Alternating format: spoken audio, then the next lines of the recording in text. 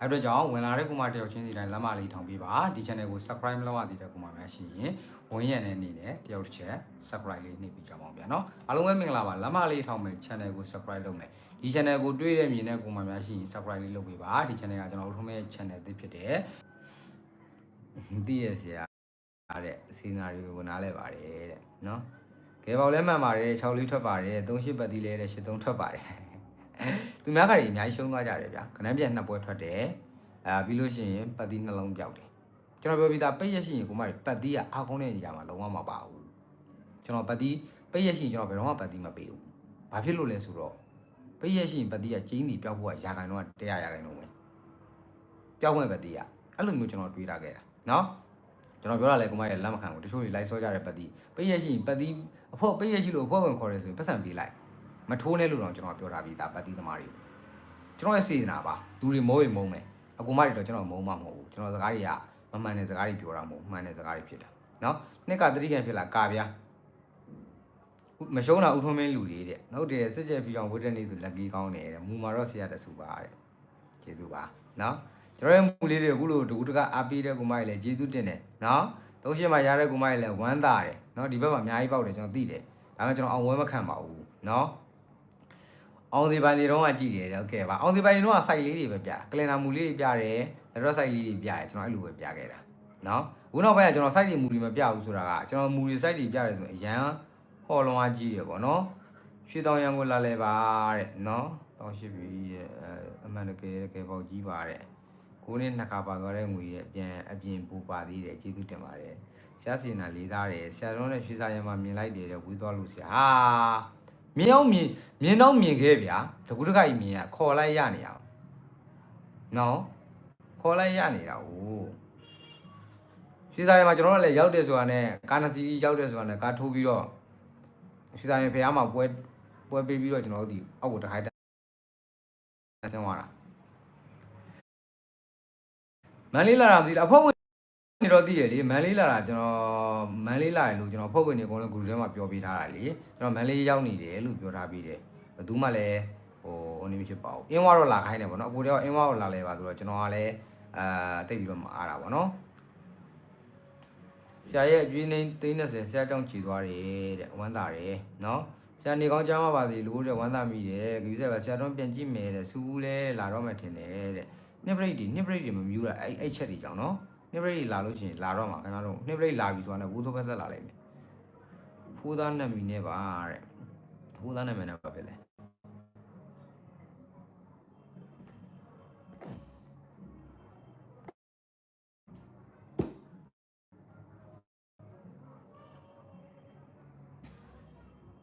လိုင်းရသိမ့်မကောင်းဘူးကဲဂျိုင်းမလင်းတော့ပါဘူးဗျာနော်ဂျိုင်းမလင်းတော့ပါဘူးအကူမတွေတော့မူလေးတင်ပေးလိုက်ရင်တခြားမှတ်မယ်နော်မူနှစ်ချက်တင်ပေးမယ်နော်မူနှစ်ချက်တင်ပေးမယ်တခြားမှတ်ပါမှတ်မလားမှတ်လို့စဉ်းနေပြပြီလား 3.5 million in 0 wish thank you for waiting only energy mass 73နဲ့2000ခွဲတဲ့โอเคပါမပေးကုန်ပါလား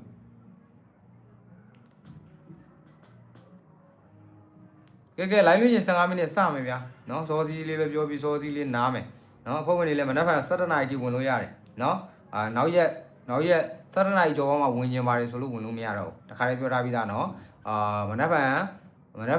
7:00နာရီထိကျွန်တော်အဖွဲ့ဝင်လက်ခံပေးမယ်နော်အဲ့ဒါကိုမရီတော့ဝင်နိုင်တဲ့ဝင်လို့ရတဲ့လူတွေဝင်ပေါ့ဝင်လို့အတဲတိုင်းတော့ဝင်ခိုင်းပါဘူးနော်လူကစန္ဒရှိမှကိုယ့်ရဲ့စန္ဒရဝင်ကျင်တယ်ဆိုရင်တော့ဝင်နော်ကျွန်တော်လူတွေကျွန်တော်ဘယ်လိုလုပ်ပြီးလဲဆိုတာကျွန်တော်အကောင်းဆုံးသိဆုံးပဲနော်ပရိသမားတွေ3ပရိ8ပရိလိုက်မယ်ကြိုက်တယ်ဆိုရင်လိုက်မကြိုက်မလိုက်နဲ့ဒါမူရပြီးတာနော်1ပရိ3ကံရာ3 8ပရိဆင်းလိုက်မယ်ဘယ်ဒိတ်ကဘယ်နှရက်ဆိုတပတ်တွင်း9ရက်ကနေပြီးတော့73ရက်ထိပရိလိုက်မဲ့ကိုမတွေ3 8ပရိမှတ်တော့ဘာကြောင့်3 8ပရိပြီးလဲဆိုရင်1ပရိ3ကံကြောင့်3 8ပရိ6ပရိဘယ်နှကထွက်လဲ6ပရိ3ကထွက်တယ်6 3 18 8ပါဝါ3 8 3ပရိဒီတစ်ဖက်မှာအကောင်းဆုံးပရိ3 8ပရိမူရပေးတာနော်ရမ်းပေးရလို့လာမပြောနဲ့ရမ်းပေးရဆိုရင်ကျွန်တော်တို့မင်းရမ်းပေးနေရထင်နေရတဲ့ခေါင်းတွေပြဆောက်အဲ့အမှန်တိုင်းပြောတာနော်ရင်းမောက်ကိုလာတဲ့ကျင်ဟုတ်တယ်ကိုကြီးရင်းမောက်လာတဲ့ကျင်တာကျွန်တော်ပြောထားတာသိတယ်ဒါပေမဲ့ကျွန်တော်လည်းအဲ့ဘက်ကိုမရောက်ဖြစ်လိုက်ဘူးနောက်ပေါ့ဗျာနောက်တစ်ခေါက်ပေါ့ဟုတ်တယ်မလားဒီတစ်ခေါက်မျိုးနောက်တစ်ခေါက်ရောက်အောင်လာမှာပေါ့ ဟုတ်တယ်မလားကဲအားလုံးပဲလမ်းမလေး3ကလောက်သွားမယ်နော်38 break လိုက်ပါတယ်တော်လိုက်တာဆရာကြီးဒီ break 3ကပေါင်းချင်း3ပြလို့38 break 6 break 3ကဖြစ်လို့6 break 3ကထွက်လို့6 3 48နော်အဲ့ဒါကြောင့်ကိုမကြီးလိုက်ရမယ့် break ဒီ38 break နော် break လိုက်မယ်ဆို38 break မိုးလာဦးဖြူတဲ့ဖြော်တော့ပါတယ်ကြောက်ကြည်အကြောက်ကကုန်သွားပြီကြောက်ကုန်သွားအကုန်ချေလိုက်တာအောင်နောက်လို့နော်အလူလဲခံလိုက်ရတလာနီးပါပဲကျမ်းမာကြီးရတလာလုံးလုံးဖြစ်တာစေးုံတက်လိုက်အိမ်ကြီးလိုက်စေးုံတက်လိုက်စေးုံတက်လိုက်စေးုံတက်လိုက်စေးကမ်းပြလိုက်စေးုံတက်လိုက်စေးကမ်းပြတလာလုံးတိုင်ပတ်သွားတာနော်ကောင်းကောင်းချင်းစိတ်ပြေလန်းပြောင်းနေအပြင်ထွက်တယ်မနာရသေးကျွန်တော်ဒီနာမနေ့ရက်နဲ့ဒီနေ့2ရက်မနာရသေးနားလားဆိုတော့လည်းမနာပါဘူးလုံးရကြီးဖြစ်နေလို့နော်ဝဲပေါင်းမဲ့ဘက်ပဲတဲ့ဒီဘက်ဟာ38 break ရှေးနော်3 break 10 break break လိုက်မဲ့ကိုမကြီး38 break မှတ်မယ်ပထမဦးဆုံးမူတမှု3 break 10 break break သမားတွေ3 break 10 break လိုက်တောက်ကြနေ့မှာဘာထွက်လဲ38ပါဝါ83ပေါ့နော်83ပါဝါညနေမှာဘာလဲ89 6 break 1ပါဝါ6 break 1ပါဝါ6 break ဆိုတော့ဘာထွက်လဲဆိုပါဝါ break လို့ထွက်တာတယ်ပါဝါ break လို့ထွက်တိုင်းအပူရောပါဝါရှိတယ်ဒီတစ်ပတ်တွင်းမှာအပူနဲ့ပါဝါတစ်မျိုးဆင်းလိုက်မယ်အဲ့ဒီအပူနဲ့ပါဝါမှာပြက်ပြင်ရှိလားဆိုတော့တစ်ကြိမ်ရှိတယ်ရာခိုင်နှုန်းအဖြစ်90ရာခိုင်နှုန်းမှန်တယ်မယုံရင်ပြန်စစ်ပါတောက်ကြနေ့မှာပါဝါ break လို့ပိတ်ထားတယ်တရက်ပါဝါ6 break လို့ပါဝါ break ပိတ်ထားတာဖြစ်တဲ့အတွက်ကြောင့်ဒုတိယမူဒီအပူနဲ့ပါဝါအပူထွက်တဲ့ပါဝါထွက်တဲ့နားနိုင်အောင်ထိုးဒီ3 break 10 break ထွက်3နဲ့3 10 break တမားတွေက3 10 break လိုက်မယ်3 break ပဲထွက်တဲ့10 break ထွက်တဲ့နားနိုင်အောင်လုပ်နော်အပူရောပါဝါကြိုက်တဲ့ကောင်မတွေအပူနဲ့ပါဝါ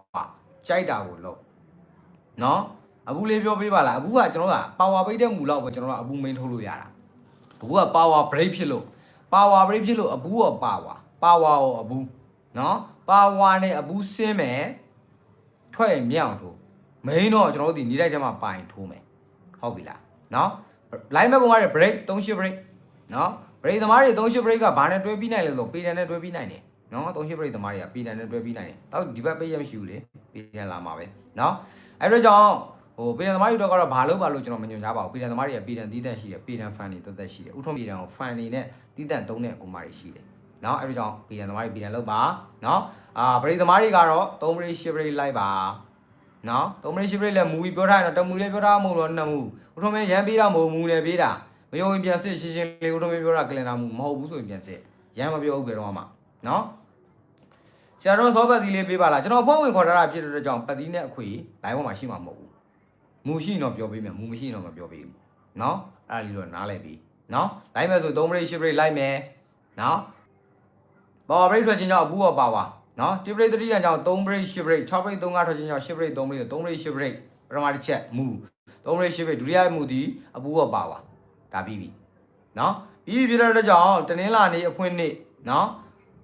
အဖွဲ့ဝင်တွေကဝင်လို့ရတယ်မနက်ဖြန်17နာရီထိဝင်လို့ရ ACD ညမမီဘူးမလားမလွှဲနဲ့ရတယ်ထားလိုက်လွှဲလို့မရဘူးလားမလွှဲနဲ့မနက်ဖြန်17နာရီထိလွှဲလို့ရတယ်နော်17နာရီထိအဖွဲ့ဝင်လို့ရတယ်ဒါရှင်းရှင်းလေးပြောမနက်ဖြန်17နာရီထိဝင်လို့ရတယ်နော်17နာရီထိုးတဲ့ထိဝင်လို့ရပါတယ်ဟုတ်ပြီလား3 break 10 break နော်3 break 10 break လိုက်မယ်နော်ပြီးလို့ရှိရင်အပူရောပါဝါလိုက်မယ်ကဲအားလုံးပဲကွန်မတွေနော်ဒါကတော့ကွန်မတွေချက်မှုတမှုကိုကင်လိုက်မူ2မှု3ကင်ကြလို့တမှုပဲကင်အပူရောပါဝါကင်မလားဒါမှမဟုတ်3 break 10 break ကင်မလားကြိုက်တာကင်လိုက်ကင်ပြီးသွားရင်ကျွန်တော်ဒီနေလိုက်ဆော့မယ်နော်မနက်ဖြန်တင်းလာနေဖွင့်နေနော်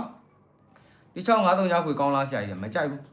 နော်အားလုံးပဲကိုမားတွေကျွန်တော်ပြောပြမယ်တင်းလာနေဖွင့်နေအတွက်ကိုမနှက်ညပေါ့နော်တင်းလာနေဖွင့်နေမနှက်ညနော်ဒိတ်ကတော့ကျွန်တော်ဒီမနက်ဖြန်9ရက်ဖြစ်တယ်9ရက်3လ2026တင်းလာနေမနှက်ညမှာ1ချင်းဒီ2ခွန်အချိန်နော်2ခွန်အချိန်2နဲ့ပတ်သက်ရင်ထိုးရမယ်ကနန်း9နဲ့ပတ်သက်ရင်ထိုးရမယ်ကနန်း6ခွက်ပြီးပေါက်လေးပြောပေးမယ်နော်6ခွက်ပြီးပေါက်နော်လုံးပိုင်းရှိတဲ့ဆိုကတ်ထိုးနော်မနက်ဖြန်တော့ခွန်နေ1ချင်းနော်တင်းလာနေဖွင့်နေမှာမနှက်ညမှာခွန်ပိုင်း2ပိုင်းခွန်နေအချိန်နော်တင်းလာနေမှာခွန်နေအချိန်ကိုကတ်မှာဒီခွန်နဲ့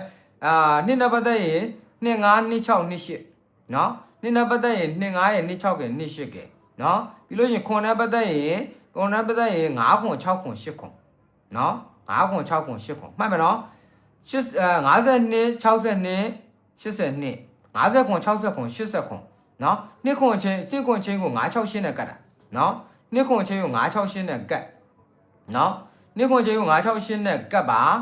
2ခွန်ချင်းကို968နဲ့ကတ်52က62က62က82က50ခွန်ရ60ခွန်ရ80ခွန်ရ နဲ့6ကွက်ပြီးပေါ့မင်းကွက်လေးတစ်ကွက်တော့ပြောပြခဲ့မယ်နော်နောက်ဖက်တော့အကြိုက်ဆုံးမင်းကွက်လေးတစ်ကွက်ပြောပြမယ်နော်ရပြီလားယူက313ကလက်မလေးထောင်ဝေးပြဒီ channel ကို subscribe လုပ်ဖို့ channel သစ်ဖြစ်နေလို့နော်တပတ်စာထဲမှာကိုမိုက်လုံးမဲ့ဆိုရင်မူ2ချက်ရှိတယ်ကြိုက်တဲ့တစ်ချက်ယူပထမချက်ဒီ3ကံမူဖြစ်လို့1 break 3ကံဖြစ်တဲ့အောင်38 break 63ကထွက်လို့83 break အဲ့ကြောင့်38 break လိုက်မယ်ပထမတစ်ချက်မူဒုတိယချက်ဒီ power break ပြီးလို့အပူက power လိုက်အဲ့နှစ်ချက်ကကြိုက်တဲ့ချက်ကိုယူထွက်နာနေတဲ့သမားတွေကတီးတန့်ထိုးမဲ့ဆိုရင်နေတဲ့ကိုနိုင်ထည့်လို့မနိုင်မထိုးနဲ့နေတဲ့ထိုးမဲ့ဆိုရင်52 60နှစ်ခွန်ချင်းကို968နဲ့ကတ်52 60 80 50 60 80အခဏ6ကွက်ပြီးပါဝယ်နော်တကောကောင်းလေးပြောပြီးလိုင်းဆင်းတော့မယ်နော်မှတ်မိတော့ပါပြီလောက်တော့မှတ်မိပါပြီနော်မနက်ဖြန်တော့ကိုကျွန်တော်အကြိုက်ဆုံးမိန်ကွက်လေးတစ်ခွက်တော့ရှိတယ်နော်အဲ့လေးတော့ကိုမကြီးကြိုက်ရင်တော့မနက်ဖြန်လိုက်ထိုးဗျာနော်မနက်ဖြန်တော့ကျွန်တော်မနက်ဖြန်အကြိုက်ဆုံးပေါ့နော်မနက်ဖြန်အတွက်ကိုကျွန်တော်ဦးထုံးမင်းကြိုက်နေတဲ့ကဏ္ဍလေးတစ်ခွက်ရှိတယ်နော်မနက်ဖြန်တင်းလာနေအဖွင့်လေးတော့ကိုကြိုက်နေတဲ့ဝမ်းချင်းကိုကြိုက်နေတဲ့ကဏ္ဍလေးတစ်ခွက်ကောင်းနော်ကြိုက်ရင်တော့လိုက်ထိုးပါမကြိုက်ရင်တော့ကျွန်တော်လည်းမပြောတတ်ဘူးမနက်ဖြန်ကိုလူတော့ကိုအကောင်းဆုံးမိန်တစ်ခွက်ဒီ82တစ်ခွက်ကောင်းနော်တစ်ခွက်ကောင်းတင်းထုံးမဲ့ကိုမကြီး8နှစ်အား82အားတစ်ခွက်ကောင်းနော်9-3ညာပြီးရှင်ထိုးအောင်မှာဘယ်တော့ပြေးလို့လဲ9-3ညာပြီးရှင်ဘာလို့ပြောနေရလဲမသိဘူး9-3ညာပြီးရှင်ဘယ်တော့ပြေးလို့လဲဥထုံးမင်း38ပြီးရှင်ပြေးထားတာလေ3388 38အာခင်ဗျားတို့ကလည်းပြေးတာတခြားရတာထိုးတာတခြားကြီးလုံးနေတယ်နော်ပြေးတာဥထုံးမင်းပြေးတာရှင်းရှင်းလေးနားမလဲပြန်ကြည့်အကြိုက်ဆုံးတစ်ခွက်ကောင်း82သုံးဘက်ကုမားကြီးစိတ်ချမ်းသာခြင်းကိုကြီးချမ်းသာခြင်းနဲ့ပြည့်စုံကြပါသည်တနင်္လာနေ့အဖွင့်နေရစပြီးတော့များများဝင်ပါသည်နော်အားလုံးပဲကုမားကြီးဘိုင်ဘိုင်ပါနောက်ပိုင်းည8ခွဲပြန်ဆောင်ကြမယ်ဟုတ်ပြီလားအဖို့ဝင်